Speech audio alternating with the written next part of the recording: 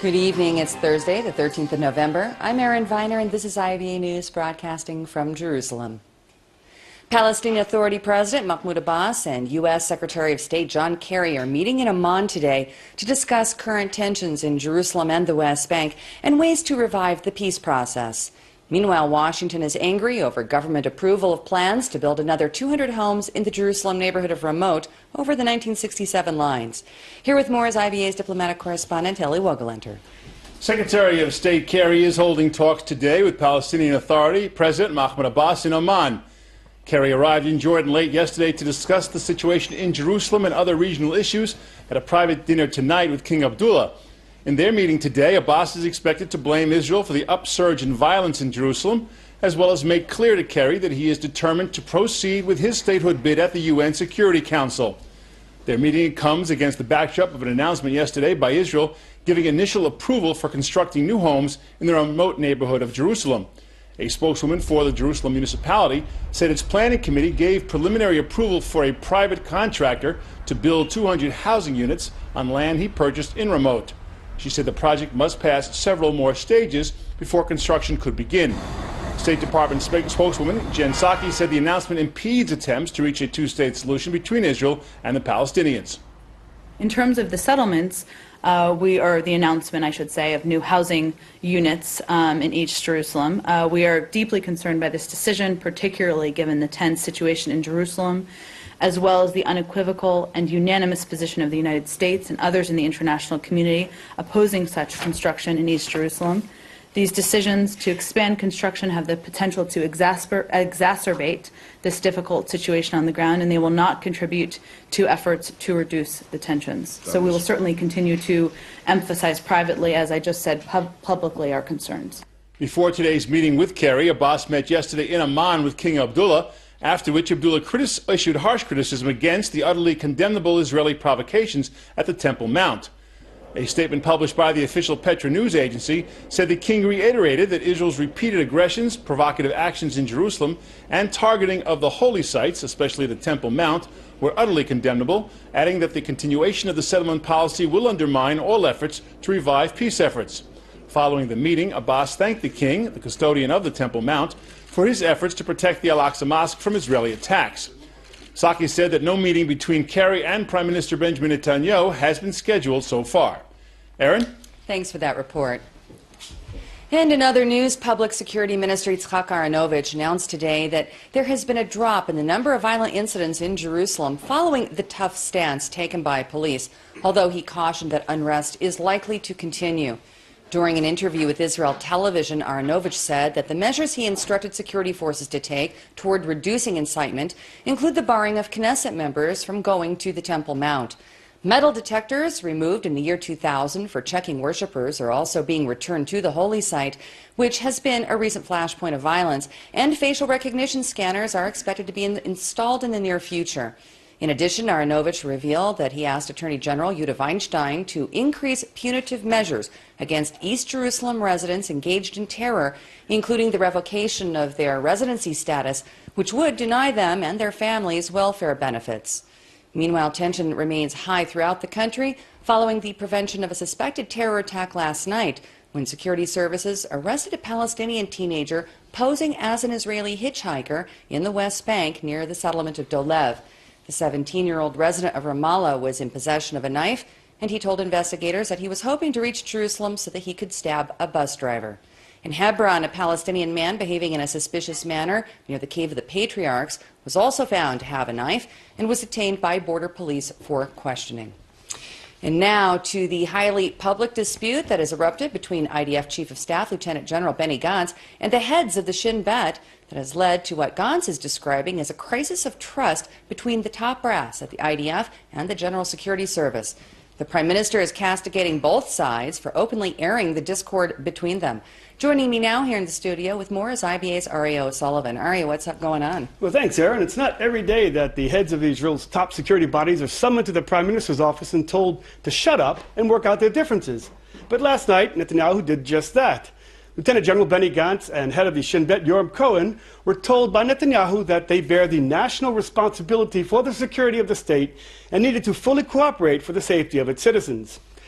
The crisis began after a top Shin Bet official told Channel 2's Uvda program that they had given advance warnings before Operation Protective Edge that Hamas was planning a war in the summer.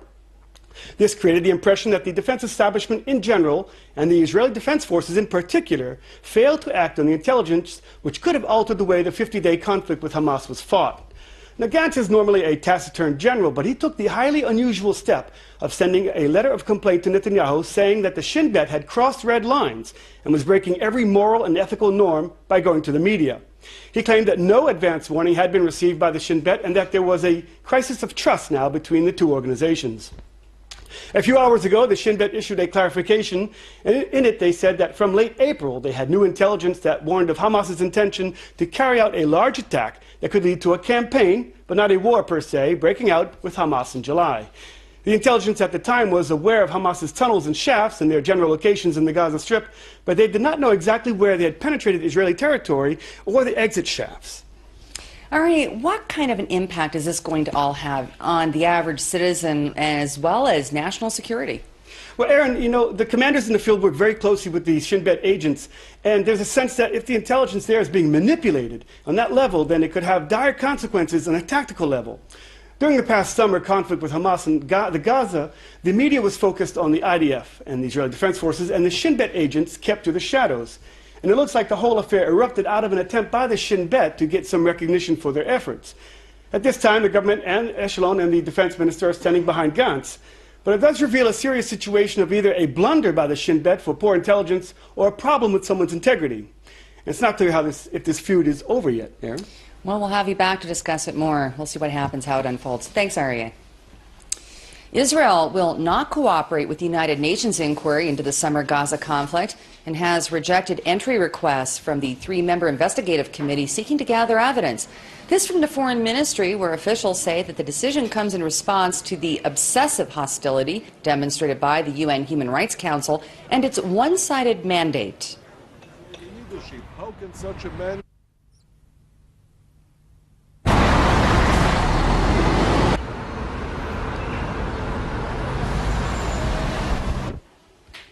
While diplomatic efforts are ongoing to contain the upsurge of violence in Jerusalem, no name for the current wave of hostility has been agreed upon.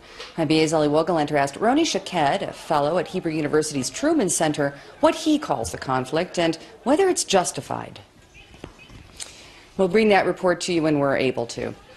A top security official in Tehran has for the first time confirmed the existence of the secret letter reportedly sent by U.S. President Barack Obama to Iranian Supreme Leader Ayatollah Ali Khamenei last month, offering to work together against the Islamic State forces in exchange for a deal on Tehran's nuclear program. According to the source, Tehran rejected the offer and any other that would leave the Islamic Republic with a decorative, caricaturistic nuclear industry. The correspondence comes as the U.S.-led coalition battles the Islamic State group in neighboring Iraq and Syria, while Iran and world powers negotiate a permanent resolution of the country's contested nuclear program. Obama's recent letter to Khamenei described the country's shared interests and stressed that any cooperation on that would be largely contingent on Tehran signing a nuclear deal. We're now able to bring you IBA's Eli Wogelenter's interview with Roni Shaked. The big question is, what is intifada? Who is going to say that this is intifada, me or the Palestinian? The Palestinian is not calling what's happened now intifada. They call it Habbat el-Aqsa. It means that this is some kind of revolt, but it's not yet intifada. They are waiting for the intifada. Their leadership wants intifada, but yet it's not intifada, but it's terrible situation. Because people are being killed, terrorism here, and people are afraid, people are terrorized. I'm talking about the Jewish people, and that's the problem here. And people think that this is intifada, so this is intifada, kind of intifada. Why don't they call it an intifada? Because it's not yet a big war, because it's not organized, because it's just here and there. Even in Jerusalem, it's not every place in Jerusalem. It's here in Isawiya, not far here in the camp refugees of Shuafat, or in Sur Bacher. Other places are very quiet. So there is no leadership. and it's not organized. The minute it's going to be organized, the minute that like it was in 2002 or as it was in 1987, the minute there's going to be some kind of leadership of the Intifada, that's going to be Intifada. That's what Marwan Barghouti yesterday tried to do, but the Palestinians are now in a very bad situation. There is no leadership for the Palestinians. President Abbas is talking about Israel changing the status quo on the Temple Mount. Do you know what he's talking about? Yes, I think that he is right. The status quo was not changed, but slowly, something was changed on the Temple Mount. I'm going to give you an example. I don't know if you know that people, that the officers from the army are being taken to the Temple Mount. Girls from the army are being taken to the Temple Mount. More and more people are entering to the Temple Mount. Rabbis are giving permission to people to enter to the Temple Mount. Every day there's more and more people. And now it's not just that people are going there, but politicians like Miri Regev, like even Naftali Bennett, even Uri Ariel, a minister, he is going Uri Ariel every week going at least one time to the Temple Mount. They start to talk that we have to change the situation here. And because we have a right-wing government here in Israel, so people start to say, why we don't have any rights to be there? And it's good that the chief rabbi of Israel was saying yesterday, and even a week ago, that we are not allowed to enter because we are Jewish people. According to the halakha, we are not allowed to enter there.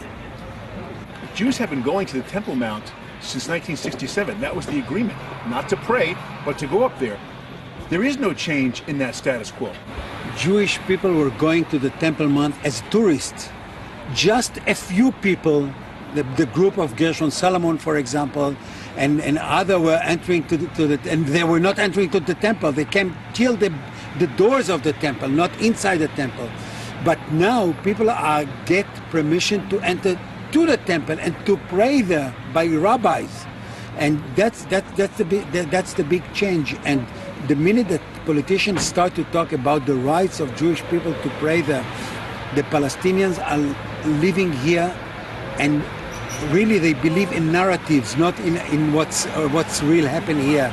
And the narrative today that here the Jewish people wants to make exactly like in Hebron, to divide the temple for two parts, and they believe in it. And that's the only thing today that became to be a consensus in the Palestinian society, especially in Jerusalem. The Palestinian people are not united at all, but the Temple Mount, that's the only thing that united them and give them the power to go to Intifada. In criminal matters, charges were filed at the district court in Jerusalem today against the so far unnamed resident suspected of raping and murdering teenager Noah Eyal in 1998. The case had long gone cold with no developments until there was a major breakthrough when DNA analysis of evidence from an unrelated investigation resulted in a match to the Eyal case, leading to the arrest of a 38-year-old married father of two earlier this week. The suspect has been remanded to police custody until the end of the proceedings against him, and he is denying all of the allegations. Also at the Jerusalem District Court, Shula Zaken today underwent the second straight day of cross-examination in the retrial of the Talansky-Graft case. Zaken is being grilled by attorneys of her former boss, convicted ex-Prime Minister Ehud Olmert. She received a lighter term behind bars for her own role in the Holy Land real estate corruption scandal in exchange for testifying against him. She also turned over a series of damaging audio tapes that have been entered into evidence. Today, Zaken told the court that she once felt blind adoration of Olmert until being bitterly disappointed when he threw her aside. When asked about her motivations for secretly recording her boss, she said that while she does not wish Olmert any harm, she is relieved that the tapes brought light to the truth, and that in retrospect it shows that she did do the right thing. Well, Israel is joining international efforts to fight the deadly Ebola virus prevalent in several Western African countries by shipping portable field hospitals and medical equipment to Liberia, Sierra Leone, and Guinea. We get more in this report from IBA's Margot Dukevich. Final preparations are underway in Israel to send portable field hospitals, medicine and staff to West African countries affected by Ebola. At the Ashdod port yesterday, 6 containers were loaded onto a ship which is expected to set sail for Sierra Leone, Liberia and Guinea on Friday. Each clinic consists of 20 beds, and it's a fully equipped clinic with beds and with carts and treatment carts and oxygen and certain medication and protection gear. It will take up to 40 days until the equipment reaches its final destination. We are sending staff that will construct the clinics, and we are donating these clinics to the 3 governments. In addition, we are putting in touch Israeli NGOs with the local governments in order for them to send Israeli volunteers, medical staff, doctors, paramedics and nurses from Israel. Visiting a command centre in Sierra Leone, former British Prime Minister Tony Blair praised his country's efforts in fighting the deadly Ebola virus, but warned many challenges still lay ahead. The number of cases continues to surge in the country, where more than 1,062 people have died. Blair will visit Liberia and Guinea later today. There is a huge international effort coming in here now, and as I say, the British Army, the British Department of Development is doing a great job in trying to mobilise and help, but you've got the pace of the disease spreading and then you've got the pace of the help, and we need to get those 2 things aligned. The government in Mali yesterday confirmed its 2nd case of Ebola, adding that a clinic in Bamako had been quarantined. A statement released by the government gave no further details, but came after the country lifted a quarantine order on those who came into contact with a young girl diagnosed with the virus in October. British musician Bob Geldof announced this week that he plans to record a new Band Aid charity single to raise funds to combat Ebola. The move comes 3 decades after he inspired a generation of rock stars to record the first Band Aid single to raise money for Africa. But about 3 weeks ago, I got a call from the UN saying that they required at least a 20% increase across the board in assistance and materials and personnel. They can't put a number on it, but they're very concerned that the situation in West Africa will either spiral beyond those borders sometime around the beginning or mid-December, or it will be contained. During a recent visit to Sierra Leone, Anthony Banbury, head of the UN Mission for Ebola Emergency Response, said he remains deeply concerned that the true numbers of people affected by the virus and dying of it are far higher than the numbers being reported. We need trained medical personnel. We especially need experts who know how to run these facilities, who know how to manage them. Aside from sending portable hospitals and medical equipment, Israel's foreign ministry has also dispatched experts to train medical staff in Cameroon and the Ivory Coast how to prevent the virus. The Israel non-governmental organization IsraAid is also operating in Western African countries affected by Ebola, training local healthcare workers. According to the World Health Organization, there are more than 13,000 reported Ebola cases in 8 countries. The deadly virus has killed almost 5,000 people, mainly in Guinea, Sierra Leone and Liberia. Margot Dudkevich, IBA News. 20 years after his death, the works of Hasidic singer-songwriter Rabbi Shlomo Carlebach remain extremely popular in Israel and the diaspora, perhaps even more so than during his lifetime. Many ardent followers of the man, known as the Singing Rabbi, consider him to be the foremost Jewish religious songwriter of the 20th century. This week, hundreds of followers paid tribute to Carlebach with a vigil at his Jerusalem gravesite, where the mood was not one of mourning, but of celebration, with many bringing guitars and singing his songs. Carlebach emanated a unique, charismatic style, combining traditional Orthodox Judaism with personal interaction and warmth. Mainstream ultra-Orthodox leaders have often criticized him for having deviated from the strict conventions of Jewish law, although Carlebach strove over his 4-decade career to unify Judaism's many branches by appealing for listeners to recognize the beauty of their Jewish souls.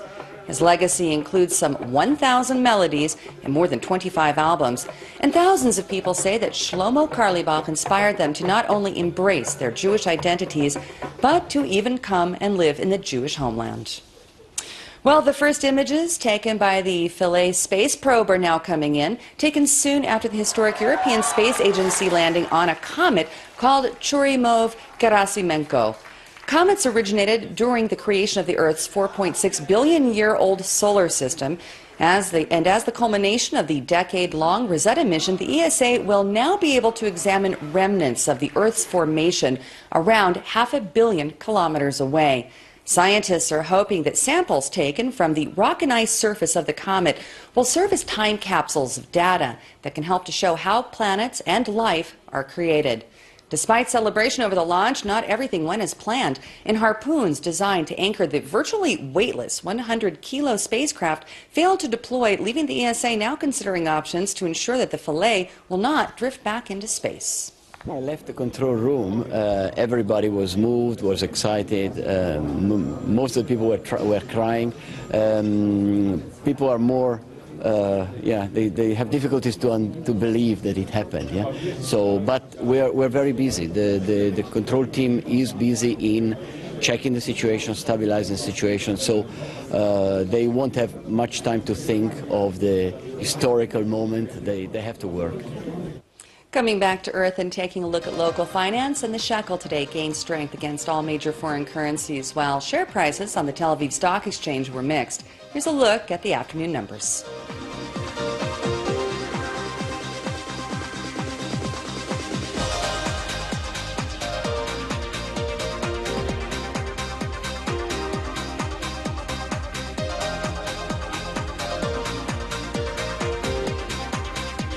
The IBA weather team says we can expect another beautiful day tomorrow, pretty much like today. And the team hopes that you make time to enjoy the sunshine because it looks like the raining conditions are set to return by Saturday afternoon. Here's the forecast at home and abroad for the next 24 hours.